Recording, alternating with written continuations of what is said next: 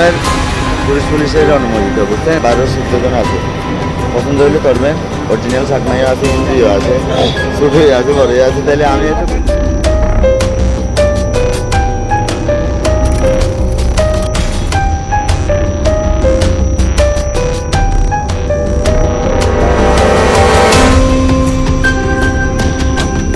কক্সবাজারের hotel motel জোনে পর্যটন ব্যবসার আড়ালে সক্রিয় রয়েছে অপরাধী চক্র। তারকামানের কতিপয় হোটেল, অ্যাপার্টমেন্ট ও কলাতলী সাংস্কৃতিক কেন্দ্রের সামনে অবস্থিত কটেজে প্রকাশ্যে চলছে দেহ ব্যবসা। নিয়মিত অবৈধ ব্যবসা, ছিনতাই, চাঁদাবাজি, গুম হত্যা ও অপহরণের মতো কঠোর অপরাধের ঘটনা ঘটছে প্রতিনিয়ত।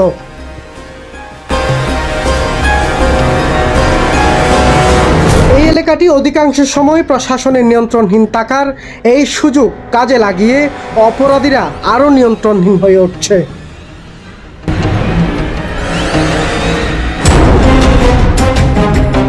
তথ্য বলছে, পেশাদার অপরাধীদের পাশাপাশি সমাজের উঁচু স্থানের কিছু নেতা, রাজনৈতিক, সাংবাদিক, জনপ্রতিনিধিরাও গডফাদারের অবস্থানে বিদ্যমান। তাদের সহযোগিতায় কিছু প্রশাসনিক ব্যক্তিবর্গ এবং স্থানীয় নেতা নিজেদের স্বার্থবাচক কার্যকলাপে লিপ্ত হয়ে আছেন। কয়েকদিনে ঘটে যাওয়া কয়েকটি ঘটনা যেন কটেজ জোনের বাস্তবতাকে ফুটিয়ে তোলে। গত 5 জুন লাইট হাউস রিসোর্ট নামের একটি কটেজ থেকে হাত পা বাঁধা অবস্থায় এক যুবকের লাশ উদ্ধার করে কক্সবাজার সদর মডেল থানা পুলিশ।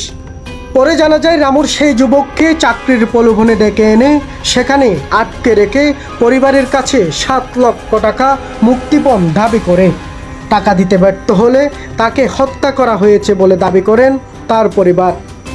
এই ঘটনার ঠিক 4 দিন পর অর্থাৎ 9 জুন গভীর রাতে কটেজ জোনের সেই আলোচিত গলির সিসিটিভির দৃশ্য এটি।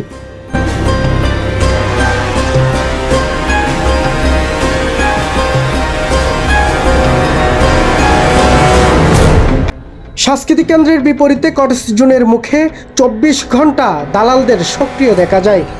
এই সড়ক দিয়ে হেঁটে কিংবা গাড়িতে যাদের যাতায়াত ঘটে তারা প্রায় যৌনপল্লীতে যাওয়ার প্রস্তাব পায়। এই প্রস্তাবে অনেক পর্যটক সম্মতি দিলেও অন্যদিকে পরিবার নিয়ে ঘুরতে আসা অনেক পর্যটকদের পড়তে হয় বিব্রতকর পরিস্থিতিতে। নামে বেনামে গড়ে ওঠা এই কটেজগুলোতে সারিবদ্ধভাবে রাখা হয় যৌনকর্মী। জায়গাটি যেন পরিণত হয়েছে যৌনপল্লীতে। প্রতিবেদক তার পরিচয় গোপন রেখে খদ্দরের বেশে কথা বলে এক দালালের সাথে। বেরিয়ে আসে চাঞ্চল্যকর তথ্য।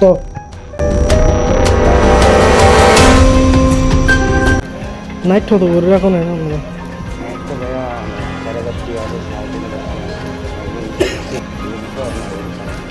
রুম সহ হতো।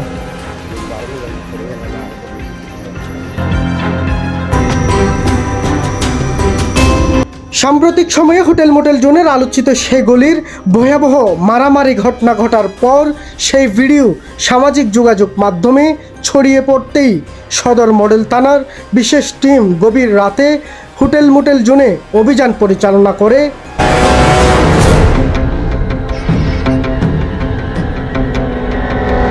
নানা অপরাধে জড়িত পর্যটক সহ 38 জন পুরুষ ও 10 জন নারী মোট 48 জনকে আটকের খবর প্রাথমিকভাবে নিশ্চিত করেছে।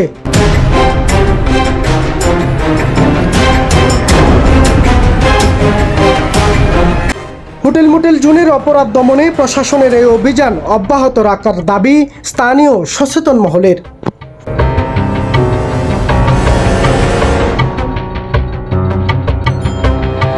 Mohammad Ibrahim Khalil, Cox update 24, Cox's Bazar.